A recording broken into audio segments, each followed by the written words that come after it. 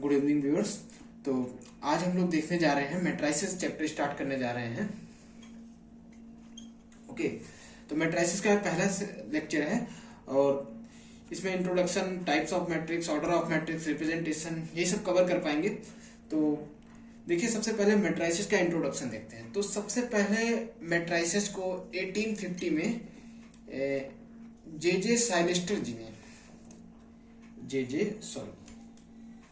Sylvester जी ने सबसे पहले मैट्रिक्स वर्ड यूज किया।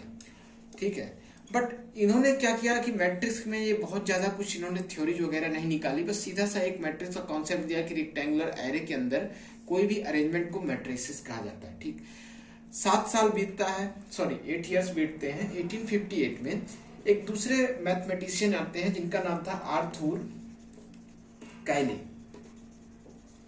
जिन्होंने मैट्रिसेस का और डिस्क्रिप्शन बढ़ाया और उसके बाद एडिशन, सबट्रैक्शन, ये सबको मैट्रिसेस को और मजबूत किया। और उसके बाद से आज मैट्रिसेस की स्टोरी कुछ ऐसी है कि अगर आपको मैट्रिसेस आपका तब तक पीछा नहीं छोड़ेगी जब तक आप रिसर्च एंड टेक्नोलॉजी में जो मैथमेटिक्स की सबसे ऊपर की जगह है, जहां पर उससे ऊपर कुछ नहीं है, वहां तक मैट्रिसेस यूज होती है। और करीब करीब जितने भी सेक्टर हैं, चाहे जेनेटिक्स हुआ, इकोनॉमिक्स हुआ, सोशियोलॉजी हुआ, मॉडर्न फिजियोलॉजी हुआ, इंडस्ट्रियल मैनेजमेंट हुआ, सब जगह मैट्रिसेस का यूज होता है। तो सबसे पहले देखते हैं मैट्रिसेस की इंट्रोडक्शन।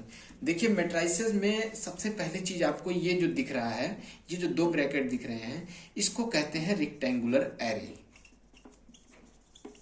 ओके, जब कोई भी डेटा इस रेक्टेंगुलर एरे में एक अरेंजमेंट के तहत हम लोग लिख देते हैं या फिर राइट कर देते हैं, तो उसी को हम लोग मैट्रिसेस कहते हैं। फॉर एग्जांपल, जैसे ये एक रेक्टेंगुलर एरे मैंने लिया और यहां पर मैंने नंबर लिखना शुरू किया 1 2 3 4 5 6 7 8 9। ओके, तो ये जो अरेंजमेंट हो जाएगा इसी को मैट्रिसेस कहते हैं। ठीक, क्या क्या देखना आपको? सबसे पहले ये इसको रेक्टेंगुलर एरे, किसी रेक्टेंगुलर एरे के अंदर कुछ डेटा को एक डिफिनिट पैटर्न में अरेंजमेंट करना, उसी को मैट्रिसेस कहते हैं। तो ये तो मैट्रिसेस हो गया। अब मैट्रिसेस में जानने की बात क्या है कि मैट्रिसेस में दूसरी चीज आती है रो एंड कॉलम। देखिए, रो क्या होता है, कॉलम क्या होता है। जो मैट्रिसेस के स्ट्रक्चर में हॉरिजेंटल लाइंस होती हैं उनको हम लोग रो बोलते हैं, और वर्टिकल लाइन जो होती है उसको हम लोग कॉलम बोलते हैं। यहां पर देखिए, ये एक पहली हॉरिजेंटल लाइन है, इसको R1 बोलेंगे, रो 1। ये दूसरी हॉरिजेंटल लाइन है, इसको R2 बोलेंगे। ये तीसरी हॉरिजेंटल लाइन है, इसको R3 बोलेंगे। इसी तरीके से कॉलम जो है, जो वर्टिकल कॉलम होता है, वर्टिकल लाइन जो होती है उसको कॉलम बोलते हैं। ये पहली पहली वर्टिकल लाइन, इसको कॉलम, पहला कॉलम। ये दूसरी वर्टिकल लाइन, दूसरा कॉलम, तीसरी वर्टिकल लाइन और ये तीसरा कॉलम। ठीक, तो रो एंड कॉलम क्या होता है? रो एंड कॉलम के बाद जो जानने वाली चीज है, हमको जानना है, पॉज करके देखिए, ऑर्डर हमको देखना है। दूसरी चीज, रो एंड कॉलम के बाद ऑर्डर देखते हैं, ऑर्डर क्या होता है। ठीक है, जब किसी भी मैट्रिक्स को रो इनटू कॉलम, ये क्रॉस हो, इसकी मल्टीप्लाई नहीं पढ़ा जाएगा, ये क्रॉस, रो क्रॉस कॉलम के फॉर्म में जब हम रिप्रेजेंट करते हैं उसी को हम लोग बोलते हैं ऑर्डर। जैसे ये देखिए, पहली रो, इसको हमने नाम दे दिया R1, दूसरी रो R2, ये R3, और यहाँ पे पहला कॉलम C1, C2, C3। तो ये जो रिप्रेजेंटेशन है, 3 रो है, 1 2 3, तो पहले हमने रो बोला जाता है, पहले रो लिखा है तो पहले रो लिखा 3, और ये कॉलम देखिए 1 2 3 C1 C2 C3 into cross का साइन लगाया, 3 लिख दिया। तो ये जो नंबर है इसी को बोलते हैं हम लोग ऑर्डर। ये ध्यान दीजिएगा, ये मल्टीप्लाई का सिंबल नहीं है, ये कभी भी आप इसको मल्टीप्लाई करके इक्वल टू 9 नहीं लिखना है। ये आपको पहले जो डिजिट है ये आपको रो बता रही है, दूसरा डिजिट है आपको कॉलम बता रही है। तो ऑर्डर क्या हो गया? अच्छा, अब हम लोगों ने देख लिया कि मैट्रिक्स का जनरल एक हल्का सा जो देखा है, जो कि डेफिनेशन आप उसको नहीं बोल सकते, बस इसे आम भाषा में किसी को समझाना हो तो वो हमने देखा। ऑर्डर देख लिया, रो एंड कॉलम देख लिया। अच्छा, मैट्रिक्स की अब असली डेफिनेशन क्या होती है, उसको मैट्रिक्स की डेफिनेशन देखते हैं जो हमको बुक्स में लिखी मिलती है, जो कि एनसीईआरटी वगैरह में दी गई है। ठीक है, देखिए मान लीजिए अभी तो मैंने आपको 3x3 की मैट्रिक्स बना के दिखाई, बट एज ए जनरल अगर मैं 2x2 की बना दूं या 4x, देखिए तो मैट्रिसेस की डेफिनेशन हमको देखनी है। तो डेफिनेशन तो जैसे मान लीजिए अभी तो मैंने 3x3 की मैट्रिसेस बनाई थी, ये 3x3 मेरा मन हुआ मैंने 2x2 की बना दी, या फिर 1x1, या जो भी मेरा मन हुआ मैंने उसको बना दी, कोई जरूरी नहीं है। तो क्या एक हमको यहाँ पर एक ऐसी डेफिनेशन चाहिए जो सारी मैट्रिसेस के ऊपर फिट बैठे। तो हम क्या करते हैं, यहाँ पर मैंने रो लिखा था, इसको कॉलम बोलते हैं। तो मान लीजिए हमने m रो की मैट्रिक्स बनानी है, ठीक है, और हमने n कॉलम दिया गया है। ठीक, हमें m रोज है, n कॉलम दिया गया है। अच्छा, मैं एक चीज आपको बताना भूल गया कि किसी भी मैट्रिसेस में अगर हमको पता करने हो कि ये मैट्रिसेस कितने एलिमेंट से बनी हुई है, तो उसके लिए हमें रो एंड कॉलम को मल्टीप्लाई करना पड़ेगा सीधे। जैसे 2 into two is equal to मैंने यहाँ 4 लिख दिया, फिर 3 into three is equal to मैंने यहाँ 9 लिख दिया। तो ये जो 9 नंबर है और 4 नंबर है, यहाँ हमें ये बता रहा है कि इस मैट्रिसेस में टोटल इतने एलिमेंट हैं। ठीक है, तो अगर मान लीजिए m क्रॉस n की मैट्रिक्स मैं बना रहा हूं, तो मुझे उसमें कितने एलिमेंट भरने पड़ेंगे, तो सीधा सा आपका आंसर होगा mn एलिमेंट। ठीक, तो अगर हमें डिफिनेशन लिखना है तो मैट्रिसेस की डिफिनेशन क्या लिख देंगे, A set of mn element, mn number लिखते हैं, इवेंट्स ज्यादा डिफिनेशन, mn नंबर। अच्छा, नंबर्स यहाँ क्या मैं कहना चाह रहा हूं कि नंबर आपके पास कैसे भी हो, या रियल हो या फिर कॉम्प्लेक्स हो, हमको नहीं मतलब, आपकी मर्जी। आप रियल लेना चाहते हो रियल ले सकते हो, कॉम्प्लेक्स लेना चाहते हो कॉम्प्लेक्स ले सकते हो। ठीक है, a set of mn number real और complex arranged in the form of rectangular array having m row and n column is called a matrix। ठीक है, तो ये हो गई मैट्रिक्स mn और m और n नंबर की, जिसमें m रो होंगे और n कॉलम होंगे। देखिए इसका रिप्रेजेंटेशन कैसे करना है, हमें नहीं पता m और n क्या होते हैं। ठीक, तो मान लीजिए कोई बड़ी सी मैट्रिक्स मुझे बनानी है। ठीक है, तो रो बाई किसे कहते हैं, हॉरिजेंटल लाइंस को। तो ये पहली रो हो जाएगी, ठीक है, यहाँ पर दूसरी रो हो जाएगी, ठीक, ये तीसरी रो हो गई, dot dot dot dot dot dot चलती चलती आ गई, ये mth रो हो गई। ठीक है, अब कॉलम के लिए हमें देखना है, तो कॉलम के लिए भाई वर्टिकल लाइन को कॉलम बोलते हैं। तो ये पहला कॉलम हो गया, तो यहाँ 1 लिख दिया। ठीक है, जहां जहां रो लिखा था, क्योंकि ये रो आगे लिखा था और इसके पीछे कॉलम आता है, यहाँ रो आगे पीछे कॉलम 3 1, ये m1। ठीक, अब उसी तरह यहाँ देखिए, ये अगर लिखना रहेगा, ये तो रो बिल्कुल पहली रो गई, क्योंकि R1 ये पहली हॉरिजेंटल लाइन तो पहली रो में आ रही, तो रो तो पहली होगी। लेकिन ये देखिए यहाँ इसका वर्टिकल लाइन चेंज हो गया, ये पहला वर्टिकल लाइन थी, ये दूसरी वर्टिकल हो गई। तो ये अगर दूसरा कॉलम हो गया, ओके, ये उसी तरह रो नहीं चेंज होगी, कॉलम 2 2 हो गया, यहाँ रो 3 और ये 2 हो गया, dot dot dot dot dot dot m2 हो गया। ठीक, उसी तरह फिर और आगे बढ़ते हैं, यहाँ रो पहली रहेगी, कॉलम तीसरा बना, और इधर पे फिर आगे बढ़े तो रो दूसरी रहेगी, कॉलम तीसरा बना, यहाँ पर तीसरी रो तीसरा column, dot dot dot dot m3। ठीक है, तो आगे ऐसे ऐसे ऐसे बढ़ते जाएंगे, तो ये तो A1n कॉलम बन जाएगा, क्योंकि ये जैसे जैसे जैसे आगे बढ़ते गएंगे तो ये nवां कॉलम आ जाएगा, nth कॉलम आ जाएगा। तो यहाँ पर देखिए जो एलिमेंट बनेगा, ये mth रो हो जाएगी, और ये पहला कॉलम था, सॉरी ये पहला था, दूसरा था, ये तीसरा हुआ, ये चौथा आएगा, पांचवा आएगा, छठवां आएगा, सातवां आएगा, उसके बाद nth आ जाएगा। तो यहाँ पर देखिए mth रो थी, n कॉलम थे, तो ये m रो हो जाएगी और nth कॉलम हो जाएगा, तो ये mnth एलिमेंट हो जाएगा। तो इस तरह से अपनी मैट्रिक्स, अगर कोई भी मैट्रिक्स आपको बनाना है तो उसमें number of rows, number of column से आप बना सकते हैं। जनरली किसी मैट्रिक्स को रिप्रेजेंट करने के लिए हम कैपिटल लेटर का यूज करते हैं, कैपिटल लेटर ए मान लेते हैं, आपकी मर्जी, आप कुछ और भी ले सकते हैं, बट ज्यादातर मोस्टली बुक्स में ए दिया जाता है। और इसके अंदर के जो ये एलिमेंट होते हैं इसको स्मॉल ए से रिप्रेजेंट करते हैं। और ये जो अंदर के एलिमेंट हैं, ये जो 2 1 है, इसको एक प्रकार से आप कह सकते हैं कि ये मैट्रिक्स का एड्रेस है। एड्रेस कहने का मतलब कि अगर ये आपको पता रख जाए कि ये इस रो का, इस कॉलम का ये एलिमेंट है, तो वो मैट्रिक्स का एलिमेंट किस पोजीशन पे बैठा है आप वहां प्लॉट कर सकते हैं। ओके, तो ये तो एक बड़ा सा फॉर्म हो गया कि आपको मैट्राइसिस, अगर कोई m नंबर ऑफ रोज है, n नंबर ऑफ कॉलम है, तो उसमें mn एलिमेंट होंगे, तो ये कैसे कुछ ऐसा मैट्रिक्स आपको दिखने वाला है ये आपको पता लगेगा। लेकिन अगर मैं आपसे कहूं कि इतना एक छोटा सा कॉम्पैक्ट फॉर्म भी इसका रिप्रेजेंट कीजिए, तो आपको रिप्रेजेंट करने के लिए, ये मैं रफ कर देता हूं, आप इसको नोट कर लीजिएगा।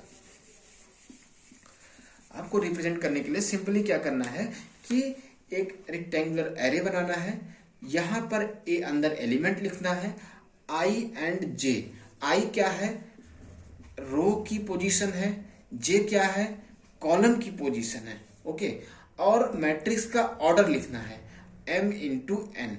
तो ये आपकी जो मैट्रिक्स का कॉम्पैक्ट फॉर्म हो जाएगा। ठीक है, आई जो होगा नंबर ऑफ रोज होगा, जे जो होगा नंबर ऑफ कॉलम होगा। जैसे मान लीजिए मैंने कहा m की जगह मैंने बोला कि आप m को आप मैं 3 नंबर दे रहा हूँ, 3 रो की आपको कोई मैट्रिक्स बनानी है और उसमें कॉलम कितने रखने हैं? 2 रखने हैं। तो आपको क्या करना है कि पहले, सबसे पहले देखना, हमें डालना पड़ेगा हॉरिजेंटल लाइन, उसको रो बोलते हैं। ये पहली जाएगी, दूसरी जाएगी, तीसरी जाएगी। तो इसको R1 R2 R3। नीचे से वर्टिकल 2 कॉलम है, पहला कॉलम, दूसरा कॉलम C1 C2। अब इन दोनों को देखिए, एक एलिमेंट तो यहाँ बैठेगा A, और एक एलिमेंट इसका रो का यहाँ चलेगा, कॉलम को इधर से आएगा, एक एलिमेंट यहाँ के बैठेगा, एक एलिमेंट इधर से रो, तीसरी रो से चलेगा, तो पहले कॉलम की तरफ मिलेगा, इधर से एक लोग चलेंगे, एक ए इधर से चलेगा, एक ए इधर से चलेगा, एक यहाँ के बैठेगा, एक लोग इधर से चलेंगे, एक लोग इधर से चलेंगे, एक ए यहाँ के बैठेगा, फिर इधर से एक और यहाँ से एक यहाँ। तो अब सारे एलिमेंट बैठ गए हैं। अब हमको पोजीशन देंगे, पहला रो, पहला कॉलम, पहले रो लिखते हैं, आई को जगह 1, जे की जगह फिर 1। यहाँ पर देखिए पहली रो और दूसरा कॉलम, ये 1 2, यहाँ पर 2 1, यहाँ पर 3 1, और इधर 3 R2 और R3, ये 2 and 2, और इधर देखिए 3 और 2। तो कुछ इस तरह से मैट्रिक्स अपनी बनती है। तो इसी का कॉम्पैक्ट फॉर्म में, अगर इसका मैं कॉम्पैक्ट फॉर्म कहूं तो ए कोई मैट्रिक्स है जहां पर ए आई जे उसके एलिमेंट्स हैं। ठीक है, अब उसको, इसका ऑर्डर क्या है? इसका ऑर्डर यहाँ पे 3 रो दिख रही हैं और 2 कॉलम दिख रहा है। तो ऑर्डर कैसे लिखा था? 3x2 की मैट्रिक्स है, तो यहाँ पर हमको 3x2 लिख दिया।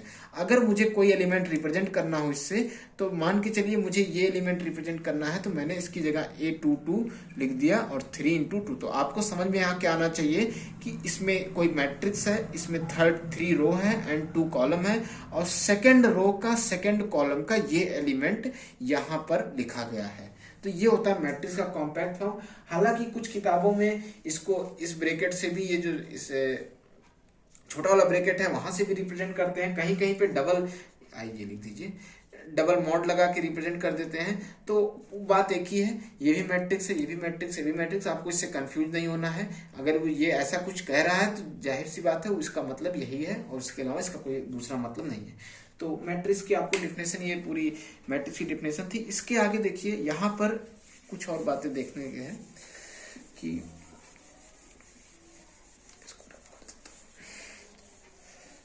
देखिए क्वेश्चन से यहाँ पे क्या पूछे जाते हैं कि आपसे बोल देगा, if a matrix have 24 element, what are the possible order. ठीक है, ऐसे क्वेश्चंस बुक्स में भी दिए हैं और इसको जानने के लिए देखिए, सबसे पहले 24 जो है, तो हमें पता लग गया कि मैट्रिक्स में 24 एलिमेंट से हमको मैट्रिक्स बनानी है। अच्छा, मैंने आपको क्या बताया था कि जब भी किसी मैट्रिक्स का जो ऑर्डर लिखते हैं m क्रॉस n, अगर हम इनको कहीं चुप्पे से किनारे मल्टीप्लाई कर दें, mn लिख दें, तो हमें क्या पता लग जाती है कि इस मैट्रिक्स में इतने एलिमेंट हैं। तो यहाँ से अब इसका जस्ट अपोजिट अगर उल्टा सोचें तो हमें यहाँ 24 दे दिया है, तो 24 से हमें ये पता लग रहा है कि भाई इस मैट्रिक्स में 24 एलिमेंट हैं और उसका ऑर्डर हमसे पूछ रहे हैं कितने ऑर्डर बनेंगे। तो सीधी सी बात है, ये जितने फॉर्म में टूट जाए, ये कुछ ऐसा फैक्टर हो जाए, इतने फॉर्म में इसको तोड़ दीजिए कि इन दोनों का मल्टीप्लाई होने पे 24 मिल जाए, है ना, तो उतने ही पॉसिबल ऑर्डर बनेंगे। तो सबसे पहले इसको निकालने के लिए सबसे तरीका जो सिंपल है कि आप 24 का एलसीएम ले लेते हैं, ठीक है। तो पहले 2 बार जाएगा 12 बनेगा, 2 बार जाएगा 6 बनेगा, फिर 2 बार जाएगा 3 बनेगा, फिर 3 बार जाएगा 1 बनेगा। अब यहाँ पर देखिए इसमें कितने ऐसे पेयर बनेंगे जिनको मल्टीप्लाई करने पर मुझे 24 मिलेगा, बस वही आपका आंसर हो जाएगा। वही आपको ढूंढना है कि जितने ऐसे पेयर बने, चाहे इसके इधर के उधर के। देखिए सबसे पहला पेयर हमें नजर आ रहा है 12 इंटू 2, तो पहला अपना आंसर हो जाएगा 12 इंटू 2 की एक मैट्रिक्स, हम इससे 24 एलिमेंट से पा सकते हैं। फिर आपको नजर आ रहा है कि 24 इंटू 1, तो दूसरा आपका आंसर हो गया 24 इंटू 1। अब उसके बाद नजर आ रहा है कि 6 इंटू 2 2 जा 4, तो 6 इंटू 4, ये कुछ मैट्रिक्स बन गई। उसके बाद आपको नजर आ रहा है 3 ले लीजिए और ये ऊपर के तीनों मिला लीजिए, 2 2 जा 8 3 जा, मतलब 8 इंटू 3। अच्छा, अब जितनी ऐसी बनी इसकी अपोजिट भी बन सकती है कि अगर ये तो मैंने 12 रो दी है और इसमें 2 वर्टिकल कॉलम दिए हैं, तो मैं इसका अपोजिट भी कर सकता हूं, मैं इनको 2 रो दे दूं और 12 कॉलम दे दूं, ऐसा भी पॉसिबल है। तो इसका अपोजिट भी एक बनेगा। तो सारे अपोजिट हो गए, ये इनके अपोजिट्स हो गए। तो ये पहला, दूसरा, तीसरा, ये 5वां ले लीजिए, ये 6 हो गया, ये 7th हो गया और ये 8 हो गया। और कहीं तो नहीं बन रहा है, 12 इंटू 2 बस हो गया। तो 8 मैट्रिक्स के जो है पॉसिबल ऑर्डर बनेंगे। तो कभी भी इस तरह क्वेश्चन आए तो सबसे पहले आपको उसका फैक्टर करना है, उसमें बात देखना क्या है कि हमको कितने पॉसिबल ऐसा मिल रहा है कि जिससे हमें दोनों को मल्टीप्लाई करने पे 24 आना ही चाहिए। ऐसा नहीं कि आपने 2 इंटू 2 कर दिया, फिर यहां से 6 ले लिया, 2 इंटू 2 कर दिया, इसके साथ ले लिया। यहां पर बनेंगे तो कई पेयर, लेकिन आपको वही पेयर उठाने हैं जिनमें मल्टीप्लाई करने पे नंबर टोटल जो है 24 आ जाए। तो ये हो गया, आपने ऑर्डर देख लिया, ये देख लिया। अब उसके बाद एक क्वेश्चन आपसे इसमें और ऐसा पूछ सकता है कि आपको एक अरेंजमेंट का एक फॉर्मूला दे दे कि आपको मैट्रिक्स इसी फॉर्म में अरेंज करनी। जैसे फॉर एग्जांपल मैंने आपसे कह दिया एक मैट्रिक्स कुछ इस तरह बनाइए कि ए हम उससे रिप्रेजेंट करें, तो उसका फॉर्मूला, उसका अरेंजमेंट पैटर्न जो हो I प्लस जे हो, और उसका ऑर्डर आपको जो लिखना है, आपको ऑर्डर 3 इंटू 2 का देना है। तो सबसे पहले हमको मैट्रिक्स कच्चे फॉर्म में बना लेनी है। रॉ फॉर्म जो मैट्रिक्स होती है उसकी रॉ फॉर्म बना लेनी है। रॉ फॉर्म बनाने के लिए पहले देखिए 3 हॉरिजेंटल लाइन इसमें दिखने वाली है, तो पहली, दूसरी, तीसरी, और 2 कॉलम आपको दिखेंगे, ये और ये। तो एक एलिमेंट यहाँ बैठेगा, एक एलिमेंट यहाँ बैठेगा, एक एलिमेंट यहाँ, एक यहाँ, एक यहाँ, एक यहाँ। तो ये अपनी मैट्रिक्स का रॉ फॉर्म बन गया। अब यहाँ जो बैठेगा उसके लिए भाई 1 1 होगा, यहाँ जो बैठेगा उसके लिए 2 1 होगा, यहाँ जो बैठेगा उसके लिए 3 1 होगा, यहाँ पर जो बैठेगा उसके लिए 1 2 होगा, यहाँ जो बैठेगा 2 2 होगा, यहाँ जो बैठेगा 3 2 होगा। तो बस अब हमको वैल्यूज रखनी है कि यहाँ आई जे की वैल्यू कितनी है, 1 और 1, 1 और 1 को ऐड किया 2 मिल गया। यहाँ पर आई की वैल्यू कितनी है 2, जे की वैल्यू कितनी है 1, तो 2 और 1 ऐड किया 3 मिल गया। इसी तरह यहाँ 4 मिलेगा, यहाँ पर कितना मिलेगा 3 मिलने वाला है, यहाँ पर 4 और यहाँ पर 5। तो ये आपकी मैट्रिक्स बन गई। तो इस तरीके का। अच्छा, इसको टफ बनाने के लिए कि अगर आपसे कह दे कि आई और जे की वैल्यू स्पेसिफाई कर दे, जैसे एक एग्जांपल टफ का देख लेते हैं कि construct a matrix of order 2 into 3।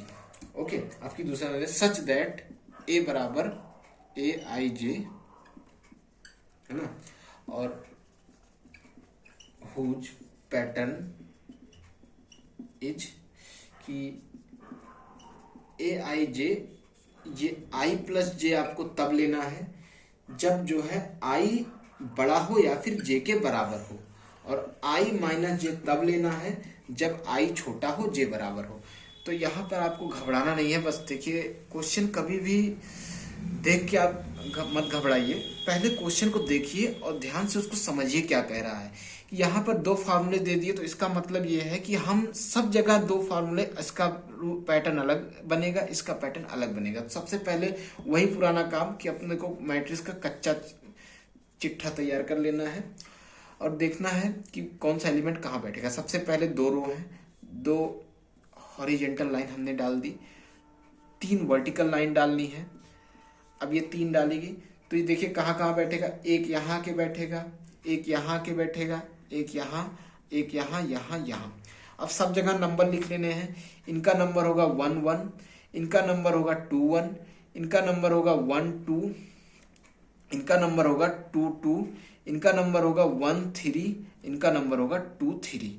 अब देखिए कहाँ पे आई जहां पर बड़ा हो और जे जहां पर आई बड़ा हो और या फिर बराबर हो। तो बड़ा और बराबर कहाँ कहाँ है, बड़ा एक आपको यहाँ मिल जा रहा है, बराबर भी यहाँ मिल जा रहा है, बस यही दो जगह मिल रही हैं। बाकी और कहीं देखिए आई यहाँ छोटा है, एक यहाँ मिल गया बड़ा और बराबर, बाकी यहाँ सब जगह आई छोटा है।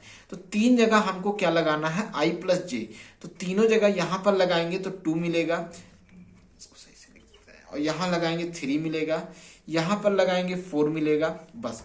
अब यहाँ पर देखिए आई छोटा है तो आई माइनस जे करेंगे तो -1 देगा, यहाँ पर भी आई छोटा है -2 देगा, और यहाँ पर क्या देगा -1। तो ये आपको मैट्रिक्स बन गई। तो कभी भी क्वेश्चंस देख के आपको घबराना नहीं है, सीधा सा अपना जो कॉन्सेप्ट है वही याद रखना है और उसी कॉन्सेप्ट के रास्ते पे चलते जाना है। क्वेश्चन ऑटोमेटिक आंसर देगा, बट पहले एक बार आपको क्वेश्चन समझ में आना चाहिए। तो बस देखिए यहां तक में, इससे ज्यादा क्वेश्चंस आपसे नहीं पूछे जाएंगे। अब देखिए आ जाते हैं मैट्रिक्स के दूसरे टॉपिक पे, टाइप्स ऑफ मैट्रिसेस। ठीक है,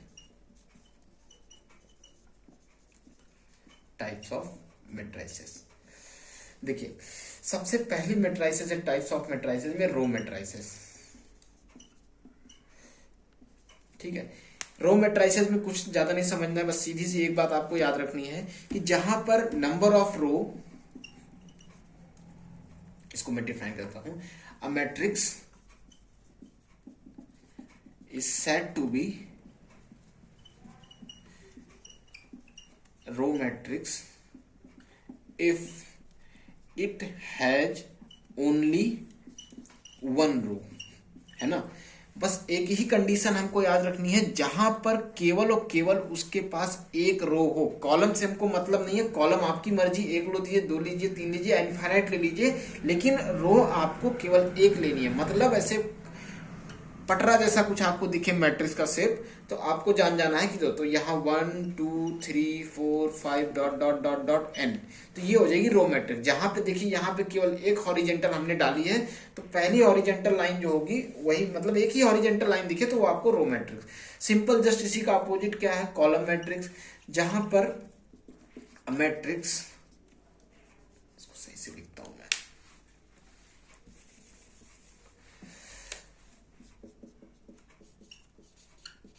column matrix. तो a matrix which have only one column। यहाँ पर फिर वही पुरानी कंडीशन, यहाँ पर रो एक थी, यहाँ पर कॉलम हमने एक कर दिया।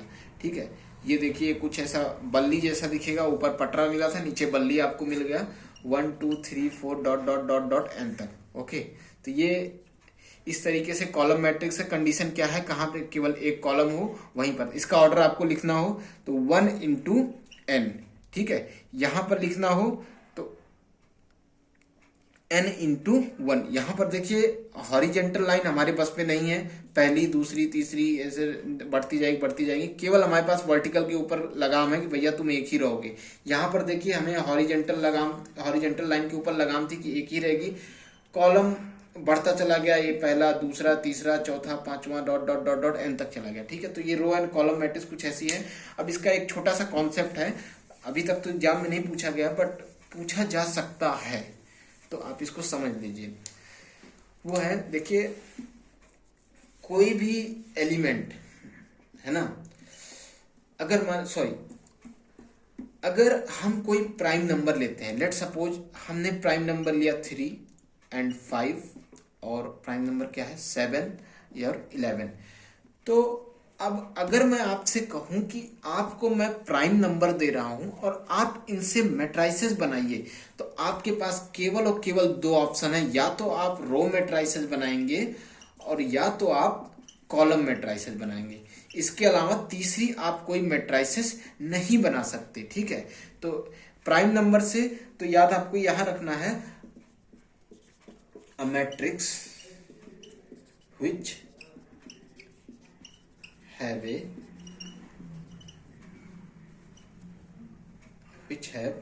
matrix which have prime number of element is either row matrix और कॉलम मैट्रिक्स, ठीक है। तो ये बस छोटा सा कॉन्सेप्ट था, समझने वाली बात थी, अभी तक कहीं पूछा नहीं गया है, बट जो है ध्यान रखना है अपने को आगे। अब आइए, रो हो गई, कॉलम हो गई, यहाँ पर लिख देते हैं पहले, रो हो गई और कॉलम हो गई, row matrix and column matrix. अब तीसरा हमको देखना है rectangular matrix, okay. Rectangular matrix में एक ही कंडीशन अपने को ध्यान रखनी है, जब यहां पर देखिए, अ मैट्रिक्स व्हिच हैव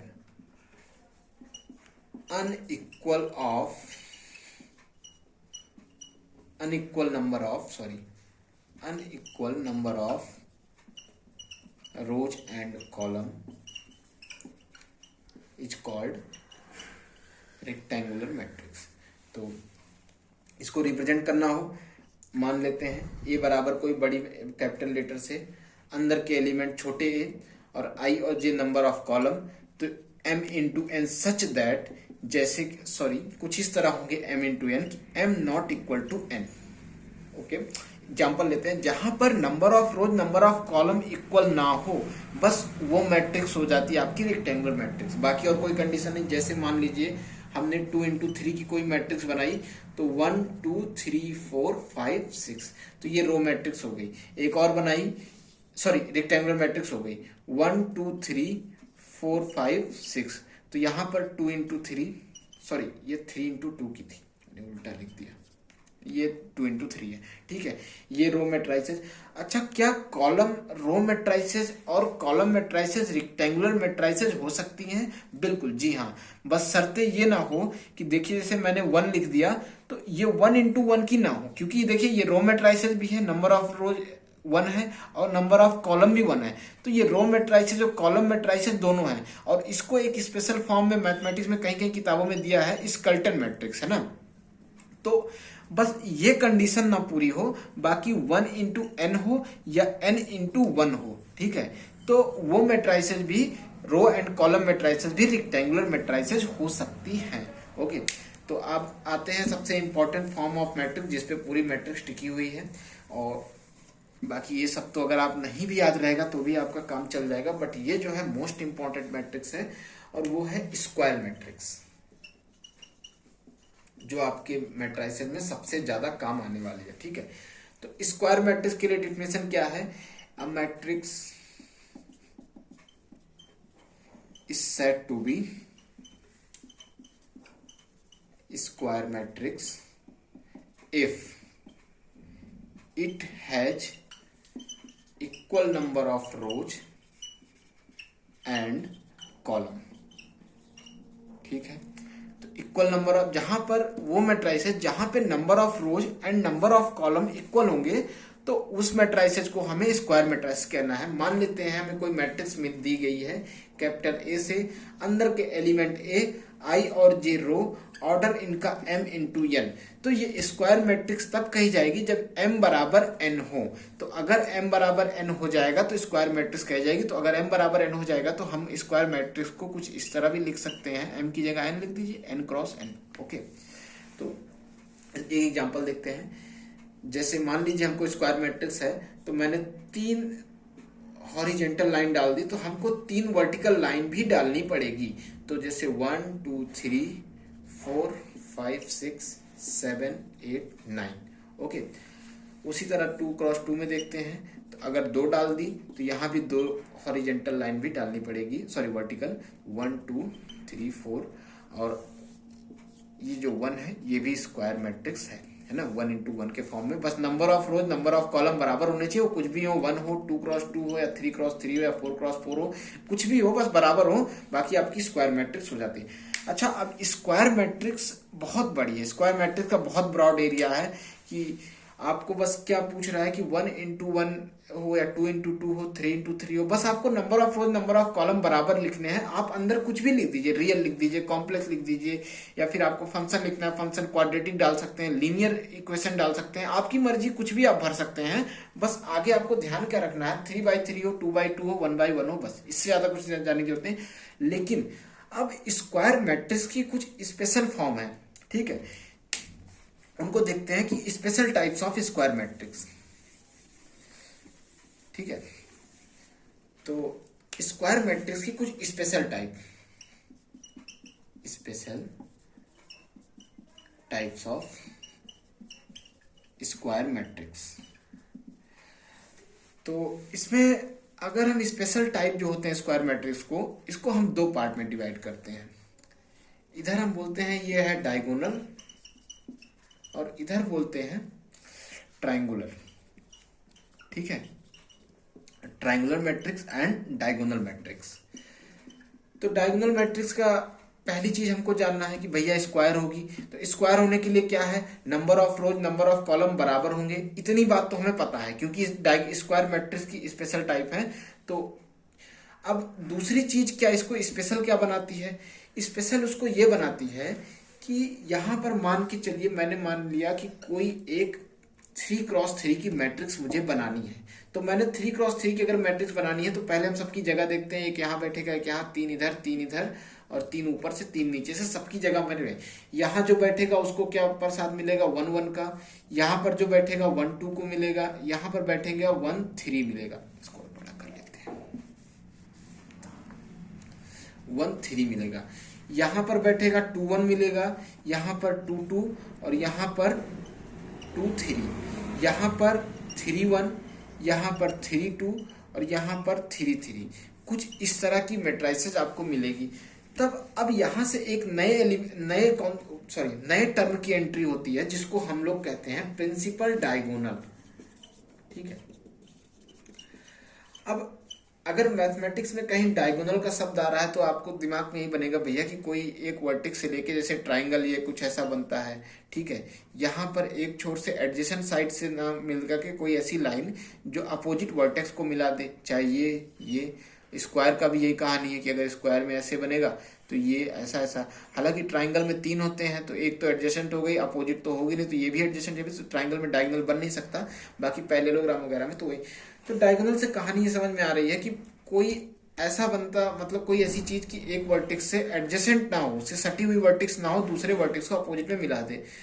तो यहाँ पर भी कुछ ऐसा ही सीन है कि रेक्टेंगुलर एरे में यहां से और यहां तक जो मिलाती है जो लाइन, उसी को हम कहते हैं प्रिंसिपल डायगोनल। ये जो लाइन मिलेगी मींस जो सबसे पहला एलिमेंट होगा स्क्वायर मैट्रिक्स का, उसको सबसे आखिरी एलिमेंट पे जो मोहब्बत इससे पैदा होगी, और इस मोहब्बत की वजह से जो लाइन इनके बीच में जो दूरियां बनेगी कि शॉर्टेस्ट डिस्टेंस की, अगर मान लीजिए इसमें और इसमें मोहब्बत हो जाए तो इसको यहां से भाग के जाना पड़े, सबसे छोटे रास्ते से जिधर जिधर से वो जाएगा उसी को हम बोलेंगे प्रिंसिपल डायगोनल। तो भाई सबसे छोटा रास्ता अगर ऐसे जाएगा, यहाँ तो एक लोगों को फांदना पड़ेगा, यहाँ पहले इसको फांदेगा फिर इसको फांदेगा, 2 लोग को, इधर से जाएगा इससे पहले इसको पार करेगा, इसको पार करेगा, यहाँ भी 2 लोग को। तो सबसे छोटा इसको रास्ता, यहाँ केवल एक ही रास्ता आ रहा है, इसी को मार पीट के मैं आगे चला जाऊंगा। तो ये सबसे छोटा रास्ता जो है इसी को प्रिंसिपल डायगोनल एलिमेंट कहते हैं। ये तो आपको याद रखने के लिए हो गया। अगर आपसे मैथमेटिक्स के टर्म में डिफिनेशन में आपसे पूछूं कि जहां पर I = J हो, किसी भी स्क्वायर मैट्रिक्स में जहां पर I = J हो, उसके ऊपर से मैं एक रोड बना दूं ऐसे ऐसे, ठीक है, जहां पर I = J हो उसके ऊपर से एक रोड बना दूं, तो वो जो रोड होगी उसी को प्रिंसिपल डायगोनल बोलेंगे, बस, ठीक है। तो अच्छा, आइए डायगोनल वाले एलिमेंट पे, इस पे डायगोनल मैट्रिक्स पे और ध्यान देते हैं। तो सबसे पहले इतना तुम्हें पता था कि स्क्वायर मैट्रिक्स का स्पेशल फॉर्म है, तो ये स्क्वायर तो होना ही होना है। अब डायगोनल मैट्रिक्स की एक स्पेशल कंडीशन क्या है जो इसको स्पेशल बनाती है, वो ये है कि भैया जो प्रिंसिपल डायगोनल के एलिमेंट होंगे केवल वही नॉन जीरो होंगे, बाकी सारे एलिमेंट नॉन जीरो होंगे।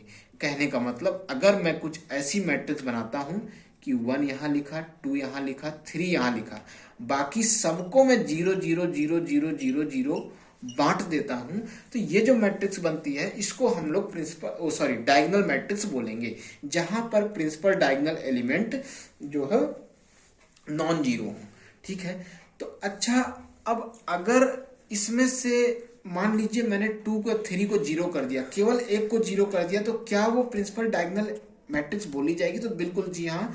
तो अगर मैं कुछ ऐसी मैट्रिक्स लिखता हूं 1 0 0 0 0 0 0 0 0, क्या ये डायगोनल मैट्रिक्स है? बिल्कुल, ये भी डायगोनल मैट्रिक्स है, ये भी डायगोनल मैट्रिक्स है। तो कुल मिला के अगर मैं ये बोलूं कि ओवरऑल कि डायगोनल मैट्रिक्स क्या है, a matrix square matrix is said to be diagonal matrix